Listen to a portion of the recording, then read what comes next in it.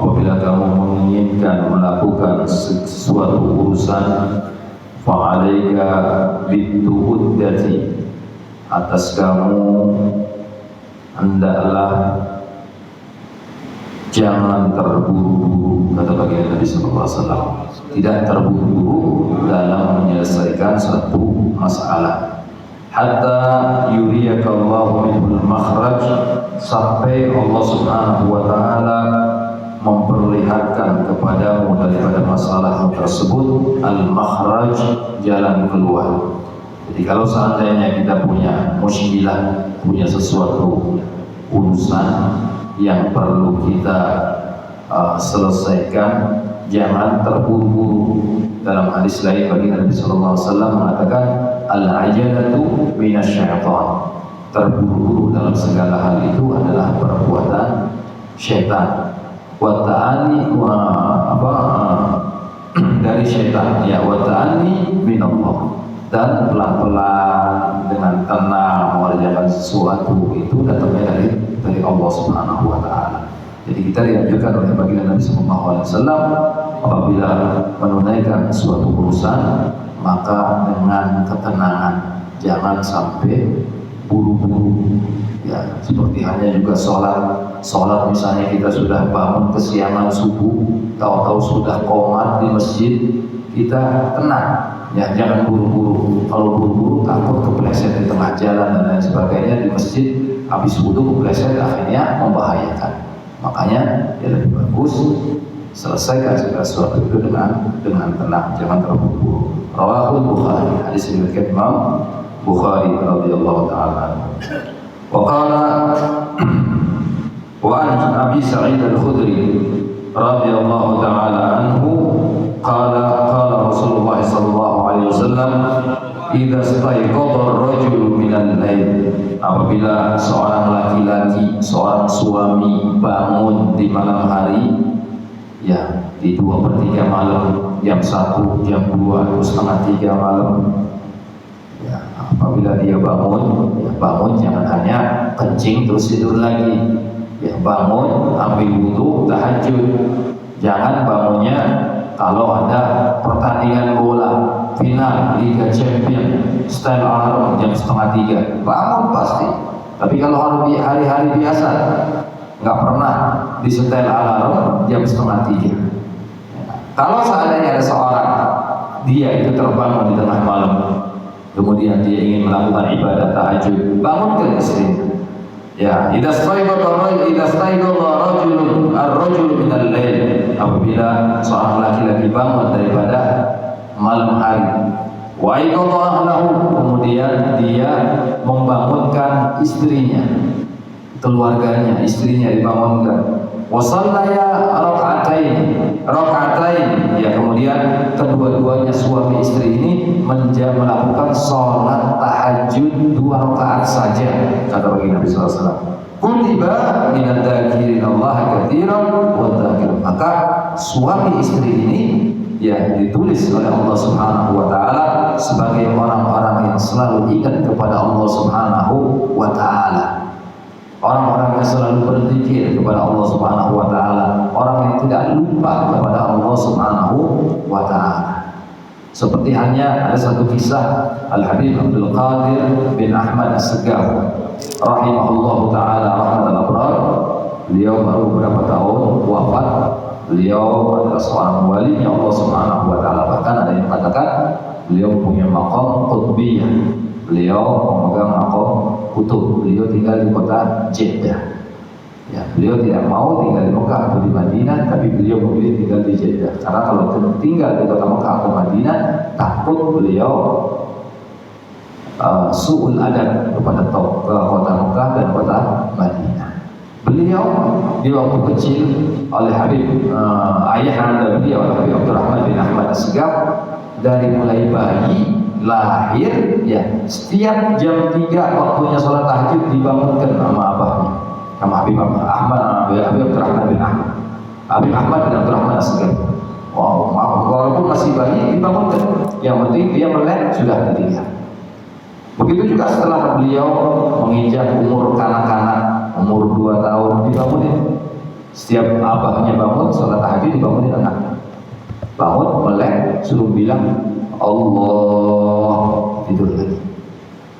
Begitu terus sampai tiap malam beliau Habib Abdul Ahmad ini dibangunkan oleh ayahnya setiap malam untuk ingat kepada Allah Subhanahu wa taala, sampai beliau terbiasa sehingga beliau setiap malam melakukan salat tahajud, sehingga Allah Subhanahu wa taala yang memberikan beliau maqam yang tinggi di sisinya.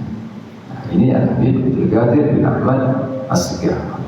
Jadi ya, kalau seandainya tadi suami ya, membangunkan istrinya, kemudian dia melakukan salat tahajud berdua, ya dia akan ditulis oleh Allah Subhanahu wa taala sebagai orang-orang yang selalu ingat kepada Allah Subhanahu wa taala.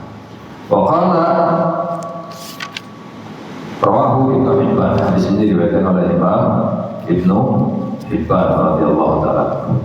Kemudian An Abi Hurairah radhiyallahu taala anhu, diriwayatkan daripada Abi Hurairah radhiyallahu taala anhu, qala Rasulullah sallallahu alaihi wasallam, bersabda baginda Nabi sallallahu alaihi wasallam, idza staiqadha ahadukum min manami falyaqul alhamdulillahilladzi radda alayya ruhi wa afani fi jasadi wa adina li bi dzikri.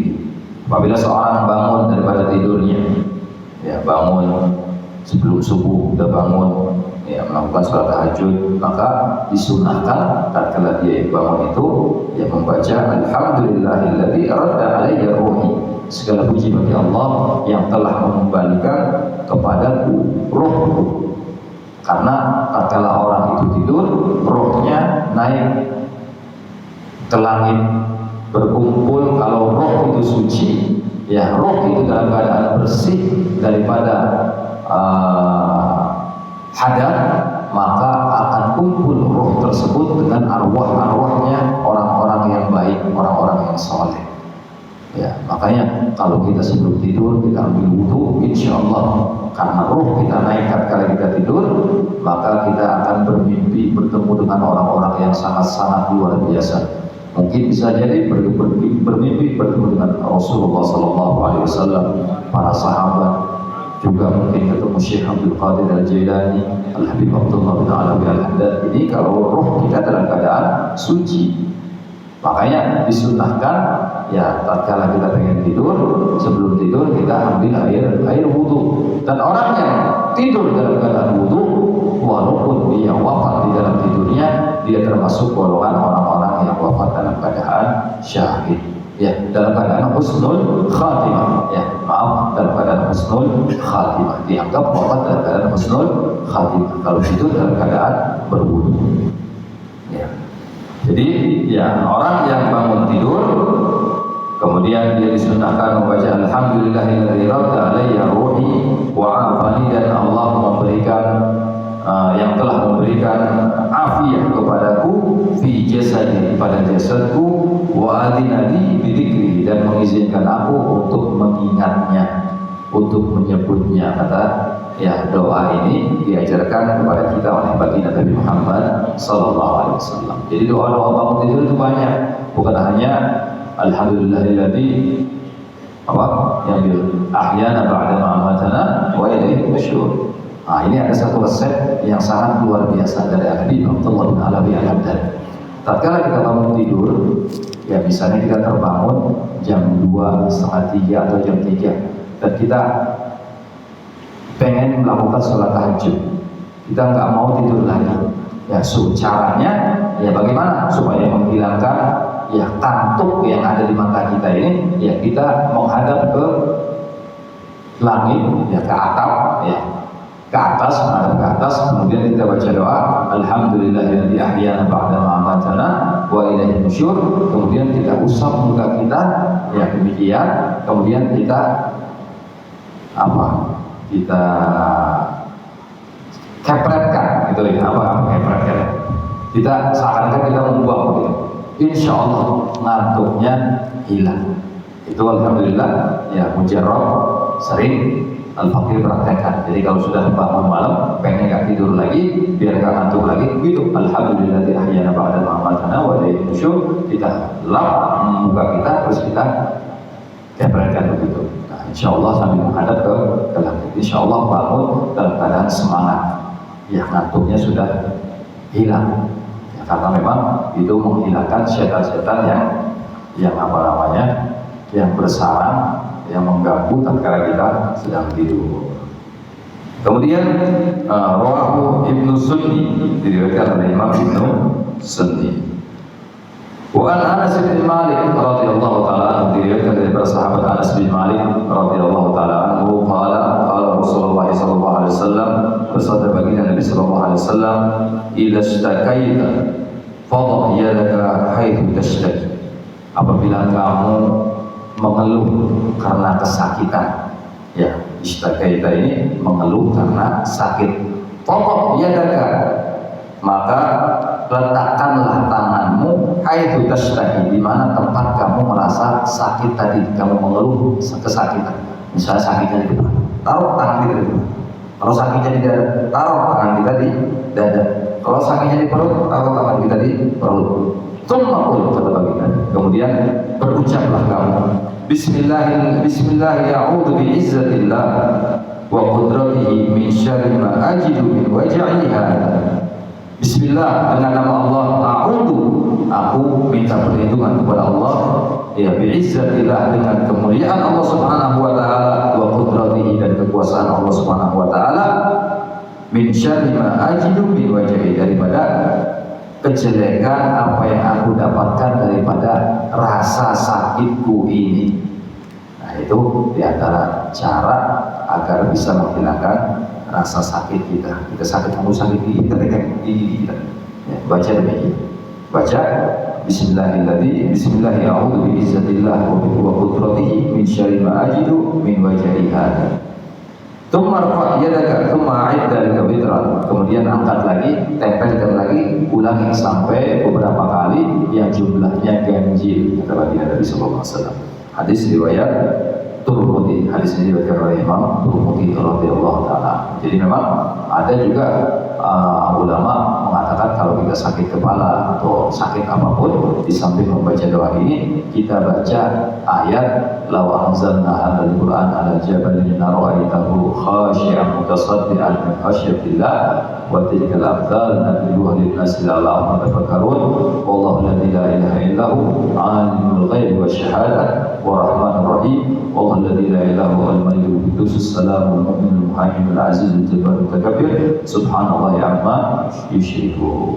Baca ayat tersebut ya. Kalau sakit kepala baca seperti di muqaddimahnya Ratibul Qas ya, di awal-awal Ratibul Qas kita baca ya, kita letakkan yang kepala kita sakit kita taruh tangan kita baca ya, dada kita baca ya. Insyaallah Allah akan memberikan afiat, memberikan kesembuhan kepada kita. Wallahu a'lam bishawab. Ya Rabbana qarabna bi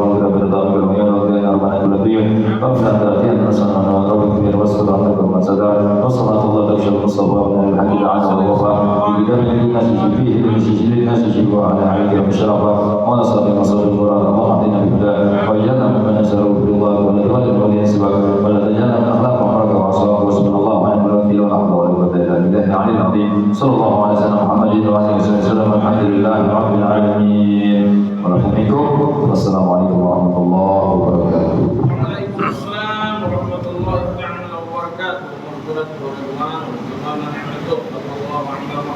wabarakatuh.